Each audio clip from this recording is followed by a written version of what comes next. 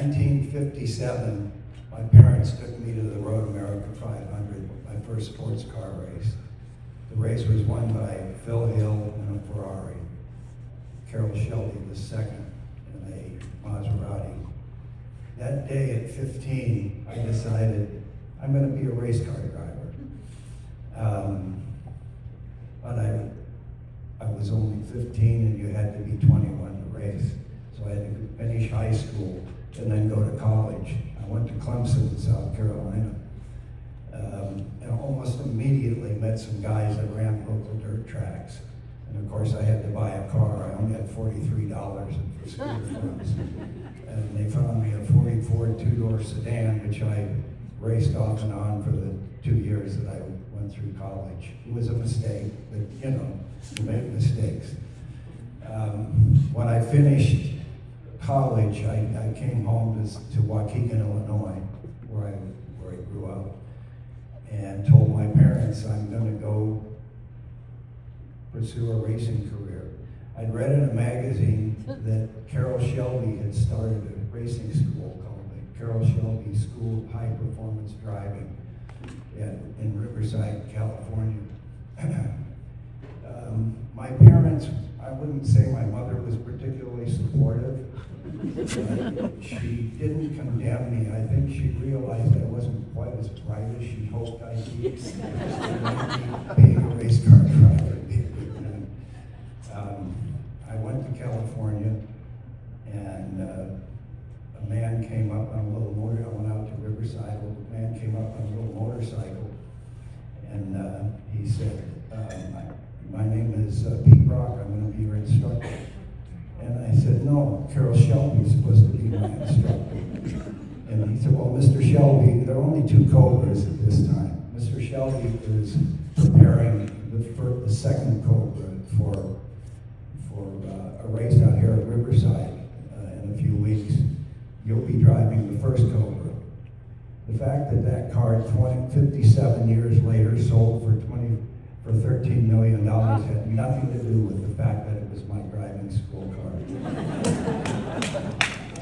The school went well, and toward the end, it was only 5 days, a car pulled into the pits with a pickup truck with a Cobra on the back. It was a red Cobra, and it was the second car.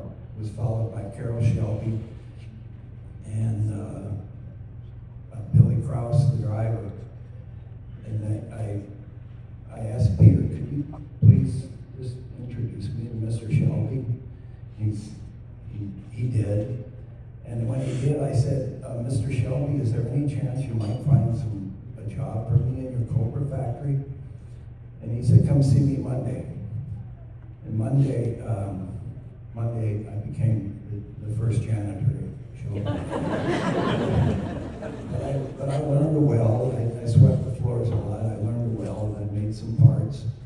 And I bought, with money I saved by not going to college any longer, I bought a Lotus 7 to start my racing career. And I got my license on my 21st birthday. So that worked out reasonably well. I watched Peter Brock went from a school for a driving instructor to a designer, and he did the Cobra Coupe, which is an iconic American car, one of the most iconic built. This was the first one. I watched it come together, and on the Cobra team had really done incredibly well. They were the top team in the country. And this is 1964, it'd been less than a year. Well, it's a little over a year. And they had 5 cars entered at Sebring, 1964 Sebring. And they had the best drivers in the world, like Dan Gurney and Ken Miles, Dave McDonald. I ended up co-driving with Ken Miles in that first 427. It's a long, difficult story. but I went down there as a night watchman, and I ended up co-driving with Miles in the first 427 Cobra. It was a desperate move having me drive the car, but they made that move. And in the September of the same year, I drove with Miles again in a real, factory team car and we won the Road America 500 with Skip Scott, the three of us. And I thought I had it made. I thought my racing life was a fairy tale. But in '65, Ford moved in with a huge presence. They moved the shop to LAX. They were headed for Europe to try to win the manufacturer championship, which they did, and I didn't make the cut. So I was, shortly after that, I was out of work. I made oil pans for a company in San Fernando Valley called 88 Metal Products for boats and race cars for 2.5 years. One day, I got a call at work from Peter Rock, of all people. I hadn't talked to him in years, and he wanted me to come, and he had gotten a deal to run Japanese cars, the Datsuns, for the factory.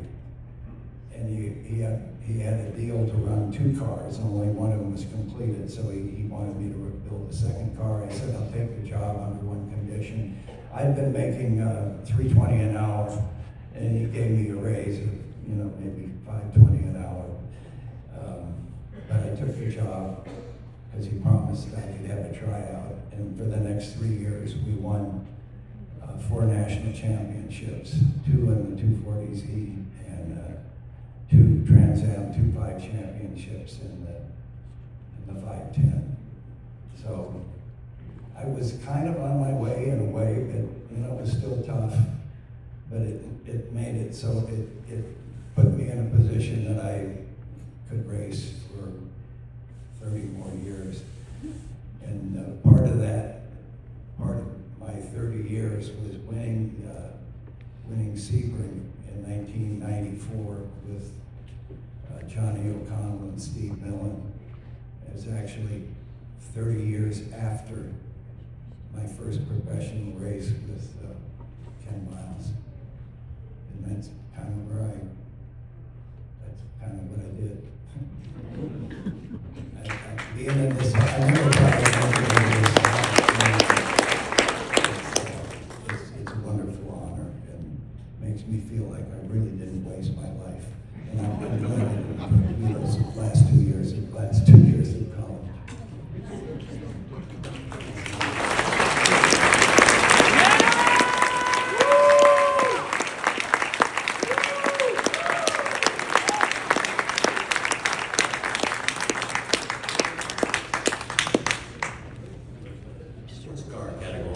Let's start by acknowledging a few things. The 45th anniversary of the IMSA GTP class, the 60th anniversary of the Shelby American 1966 victory at Le Mans, and the 125th year of Ford Racing, which is forever linked with that 66 victory over in France.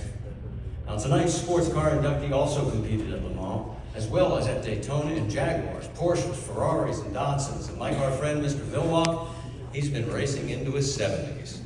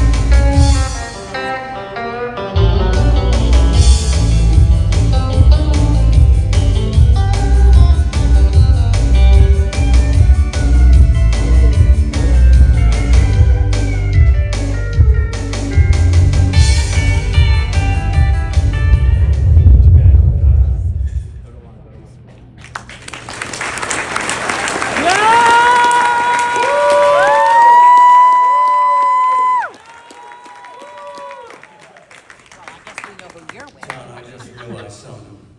How old you and I really are. I'm looking out there and there's some people that are so young they don't even know what a Datsun is. You drove them and I own 2 of them. Well, to some, it might seem like this presenter is a category a little bit late, like a fish out of water. But 1995 Powerboat inductee Chip Hanauer spent 1991 driving sports cars for Toyota, which brings us to tonight. Please welcome Chip to present John Morton for induction.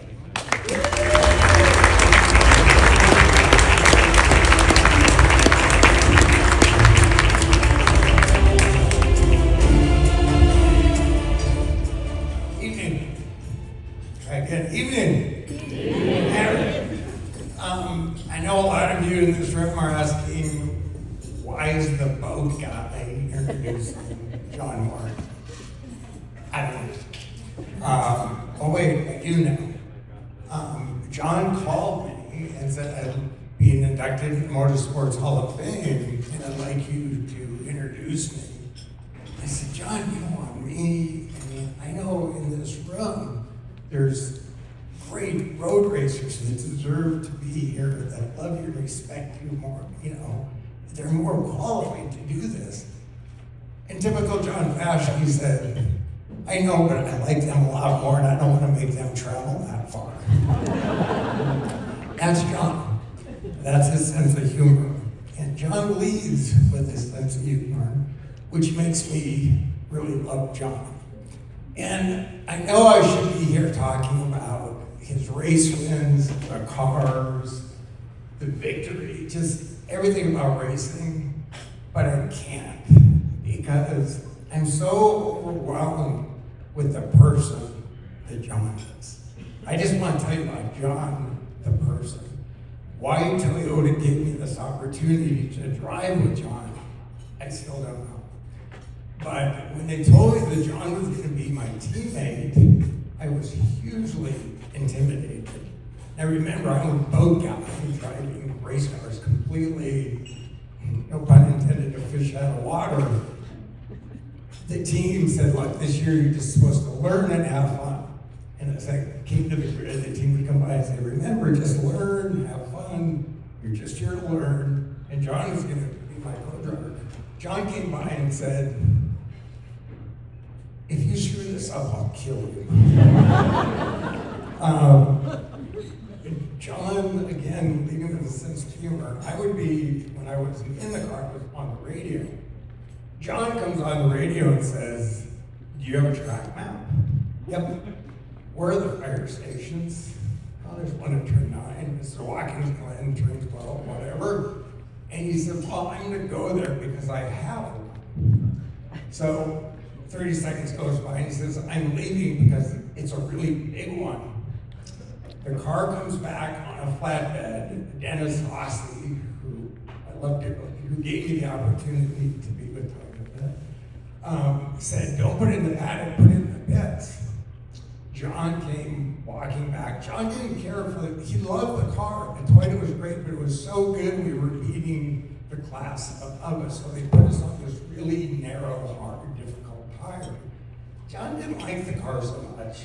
John comes walking down the pit lane, swinging his helmet. He sees it's an 8-hour race. He sees the car being worked on in the pit lane, and he stops and he looks at me and he says, "Are they going to fix it?"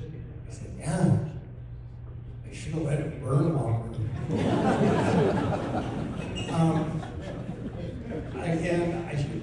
What's more important to me about John than the racing is who he is. I've never met, racers, we tend to have egos. John doesn't. John doesn't have a racing ego. There was a group of Michelin tire executives, and John Love said, I think John Morton's being inducted in the Hall of Fame, and one of them said, well, that guy doesn't have much of an ego. And the president of Michelin Racing said, wrong. He has no ego, and he doesn't. And he's charming, he's a gentleman, he's authentic, and I just love him to death. And John, I have to tell you, having me doing this, when I look out and I see so many people that are far more accomplished in road racing than I ever was, this is one of the honors of my life, because I so admire you as a racer and as a person. And the only disappointment I have in you, John, is that instead of being my teammate, I wish you were my next door neighbor, because I would love at the end of every day to sit and have a beer with you in the evening or a cup of coffee and discuss and laugh about everything.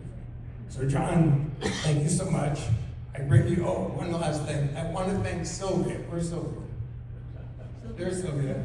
We all owe Sylvia a great deal of thanks for taking care of John and getting him to here, because he couldn't have done it without Sylvia.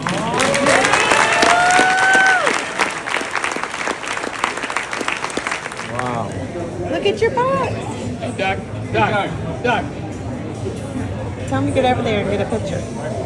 Wow.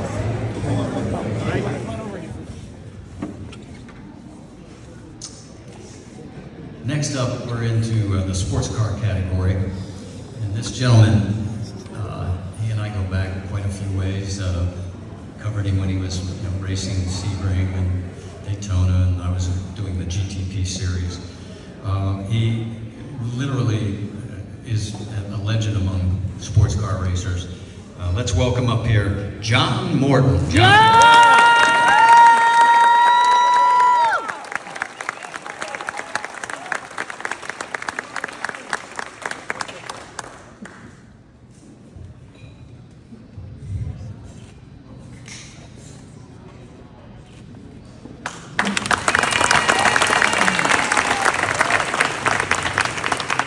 The photo, the picture of Dorian Gray. Come on over here, John. Put this into words for me, because you've accomplished so much in your career in sports cars. Can you explain how the moment is washing over you? I never thought I'd be here, and I'm so appreciative that I am. That little car over there in the corner changed my life. And it's not by far the fastest car I've driven, but it in a way means more than anything else I've ever done. He's talking about the BRE Datsun 510, in case you're not familiar. It's right over there as it came in, right behind this motor. I know you've even raced into your 70s. I mean, is it something you still, you just can't get it out of your system? Yeah, I can't get it out of my system. I hope I get well enough. I mean, I'm not sick, but I had a few little old man problems that if they go away, I'll race some more. But the race I'm probably the proudest of any race I've ever run was in a car like that one back there, winning the last race at Riverside, because that's where my career started. And Bob Tullius is to blame for that, and Pete Brock's to blame for that. He's talking about the Jag, the 44 in the corner over there. If you get a chance to take a look at it, it was one hell of a race car. Congratulations. Thank you so much.